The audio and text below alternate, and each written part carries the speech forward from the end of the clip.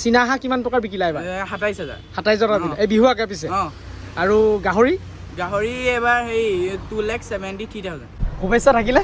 তো thank U আনি দিয়াৰ কাৰণে। হয়, বহুত দূৰৰ পৰা গোলাঘাটৰ পৰা আহিছে। গোলাঘাটৰ পৰা আহিছোঁ। তেজপুৰ এটা চিষ্টেম আছে, সেই চিষ্টেমখিনি মই ভিডিঅ'তে আপোনালোক কৈ দিব বিচাৰিছোঁ যাতে 10জনৰো সহায় হয়। আছোঁ বৰ্তমান মই গোলাঘাট টাউনত আৰু আমাৰ গোলাঘাটৰ ভাইৰেল বয় আটাইতকৈ সৰু ল'ৰা যি ফাৰ্মিঙৰ লগত জড়িত, সি বৰ্তমান এবাৰ মেট্ৰিক পৰীক্ষা মানে দিব 10 তাৰিখৰ পৰা, তাৰ প্ৰিপেৰেশ্যন কৰি আছে। আৰু আজি মই তাক অকণমান দেখাব বিচাৰিছোঁ আৰু ফাৰ্ষ্ট টাইম মই আগত এটা ভিডিঅ' তাক দিছিলোঁ আৰু আজি সি এটা মোৰ পৰা মেচিন লৈছে। আচলতে তাৰ ঘৰত যথেষ্টখিনি ফাৰ্মো আছে। তোমাৰ অকণ পৰিচয়টো দিয়া। নমস্কাৰ, মোৰ নাম চিৰঞ্জন বৰা। হয়, মই ক্লাছ 10ত পঢ়োঁ। এবাৰ মেট্ৰিক পৰীক্ষা। এই আৰু ফাৰ্মিং বৰ্তমান কি আছে তোমাৰ? হাঁহ, গাহৰি, ছাগলী, কুকুৰা। এই চীনা হাঁহ কিমান টকা বিকিলা এবাৰ? ২৭,০০০। ২৭,০০০ টকা এই বিহু আগে পিছে। আৰু গাহৰি এবাৰ সেই 2,73,000। মানে এবাৰত বিকিছা নে দুবাৰ? দুটা বেষ্ট একেলগে বিকিছে। আচ্ছা, কিমান ৰেটত বিকিছা এইটো? 210 টকা। 210 টকা, ভাল ৰেটতে বিকিছা। আৰু সি আগত অনলাইনৰ পৰা মানে মেচিন আনিছিলা, কেনেকুৱা ৰিজাল্ট পালা? ৰিজাল্টটো বহুতেই বেয়া পাইছোঁ। কেলে মানে এবাৰ দুবাৰ পোৱালি ওলোৱাৰ পিছত তাৰপৰা নহয় আৰু পোৱালি নোলায়েই, কাম নাই। কিমান টকাত লৈছিলা সেইটো? সেইটো 1500 টকা লৈছিলা। তো এবাৰ সি মোক এটা মেচিন বিচাৰিলে, তাৰ যথেষ্টখিনি মই যে দিম মুৰ্গী পোৱালি দিছিলোঁ, সেইটো তোমাৰ কি হৈ আছে, ৰিজাল্ট কেনেকুৱা পাইছা? হেৰি উমনি লৈ আছে, তাৰপৰা আৰু বিকিলোঁ, মাইকীবোৰ ৰাখিছোঁ। কণী পাৰি আছে? পাৰি আছে। এতিয়া ইয়াত পোৱালি উলিয়াবা। এইটো মেচিন দিছোঁ আমি ইয়াক, আৰু এবাৰ যাতে তাৰ পৰীক্ষাও ভালে ধুনীয়াকৈ হওক, ৰিজাল্ট ভাল পাওঁ তাৰে আশা কৰিছোঁ। বৰ্তমান মই উপস্থিত আছোঁ আমাৰ তেজপুৰৰ মিছন চাৰিআলিত, আৰু এজন ভাইটিক এটা আমি ফুল অট'মেটিক 200 কেপাচিটিৰ এটা মেচিন দিবৰ কাৰণে আহিলোঁ। এয়া হ'ল মিছন চাৰিআলি পৰিৱেশ। ইয়াতে অকল এয়াই নহয়, এই 200 কেপাচিটি ইয়াত আছে, প্লাছ এইফালে গাড়ীত মোৰ আৰু দুটা মেচিন আনিছোঁ, য'ত মই নগাঁৱত দিব লাগিব। এই ডেলিভাৰী গাড়ীত সোমাই আছে, নগাঁৱত দিম, সেইটো 100 কেপাচিটি। আৰু এই ভাইটিক অকণমান মই আপোনালোকক চিনাকি কৰাই দিব বিচাৰিছোঁ। তোমাৰ অকণমান পৰিচয়টো দিয়া। হয়, মোৰ ঘৰ ঢেকীয়াজুলি, তেজপুৰ। তো দাদাক মই ইনকুবেটাৰ মেচিন এটা বনাব দিছিলোঁ, তো বনাই আনি দিছে এতিয়া মিছন চাৰিআলিলৈকে ডেলিভাৰী কৰি। হয়, তো মানে এইটো কি পোৱালি তুমি আগৰ পৰা কৰি আছা নে নতুনকৈ কৰিবা?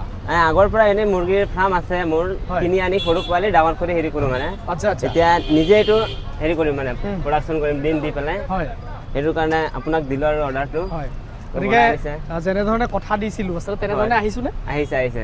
হয়, আৰু অকল মই এইটো কামেই নহয়, তেজপুৰ মিছন চাৰিআলিত আৰু আমি কিছুমান ভিডিঅ' কামতো আহিছিলোঁ, কাৰণ অকল এটা কামৰ কাৰণে আহিলেতো ধৰি লওক সময় নোপোচায়।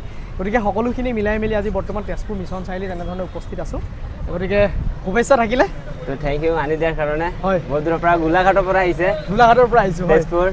তো নেক্সট টাইম আৰু যদি লাগে কাৰোবাক, হয়, তো ঢেকীয়াজুলিৰ পৰা যদি লাগে, কণ্টেক্ট নাম্বাৰ দিয়া থাকে ভিডিঅ'ত পাই যাব, কল কৰিলে পাই যাব মেচিন। ঠিক আছে। বৰ্তমান এতিয়া আহিলোঁ আমি নগাঁও টাউনৰ মাছ ভৱনত আছোঁ। এজন বন্ধুক আচলতে চিনাকি কৰাই দিম। নমস্কাৰ। অকণমান যদি মই পৰিচয়টো জানিব চেষ্টা কৰিম। নমস্কাৰ, মোৰ নাম প্ৰণৱ নাথ। মোৰ ঘৰ ইয়াৰ পৰা প্ৰায় 20 কিলোমিটাৰমান যাব লাগে আৰু। মানে এই নগাঁও টাউনৰ পৰা 20 কিলোমিটাৰ যাব লাগে। মানে মোৰ ঘৰটো নগাঁও বৰ্ডাৰ, সিফালে আপোনাৰ মৰিগাঁও ডিষ্ট্ৰিক্ট মানে ষ্টাৰ্ট আৰু। ডিষ্ট্ৰিক্ট মৰিগাঁও পৰে।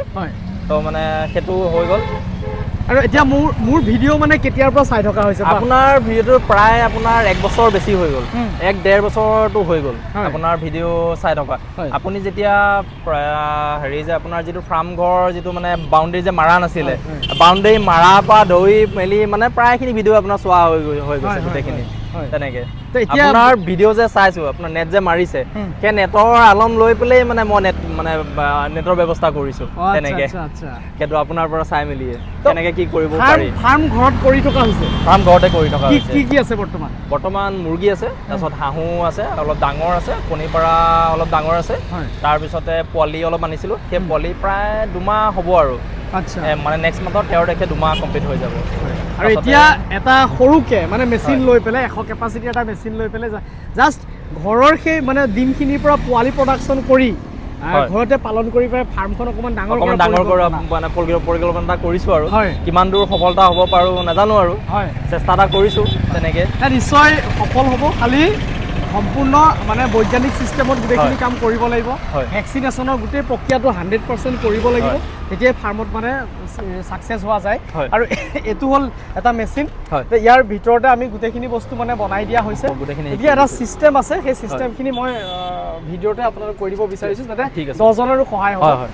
ইয়াতে আপুনি যিটো মেচিনত 100 কেপাচিটিৰ মেচিনটোত 100টা লোকেল মুৰ্গী ডিম ধৰি লওক আপুনি ভৰাব পাৰিব হয়। আৰু ইয়াতে আপুনি যিটো এইটো আমাৰ ছেমি অট'মেটিক যিটো ফুল্লি অট'মেটিকৰ আপোনাৰ দামটো অলপ বেছি হৈ যায় হয়, হয়। ছেমি অট'মেটিক হোৱাৰ কাৰণে অকণমান খৰচাটো কম হয়। আৰু ইয়াত দিনটোত আপুনি 2 টাইম কিন্তু ডিমটো লৰাব লাগিব কাৰণ সেই কামটোহে আপুনি হাতেৰে কৰিব লাগিব প্লাছ ইয়াত যিকেইটা পানী দিয়া মানে বাকেট থাকিব সেইকেইটা আপুনি পানীটো লাইটৰ তলতে পানীটো দি ৰাখিলে সি হিউমিডিটিটোক ধুনীয়াকৈ কণ্ট্ৰল কৰিব আৰু আপুনি 18 দিন এটা লোকেল মুৰ্গী ডিম আমাৰ 20-21 দিনত আমাৰ পোৱালি ওলায় কিন্তু 18 দিনলৈকেহে আপুনি পোৱালিটো লৰাব তাৰপিছত আপুনি লৰাব নালাগে আৰু ডিমটো আপুনি ইয়াত দিয়াৰ পৰা 6 নম্বৰ দিনাখন আপুনি চেক কৰিব পাৰে 5-6 দিন 7 দিনৰ ভিতৰত আপুনি চেক কৰিব পাৰে তো তাৰ আপুনি মোবাইলৰ এটা লাইট মাৰি পেলাই চাব যে পোৱালিটো যদি হৈছে তেতিয়াহ'লে আপুনি ধুনীয়াকৈ গম পাব সেইটো আপুনি ৰাখিব আৰু যিটোত আপোনাৰ বাউকণী বা পোৱালি নহয় এইটো আপুনি গম পাই যাব তেতিয়া আপুনি সেই ডিমটো ইয়াৰ পৰা আঁতৰাই দিব পাৰিব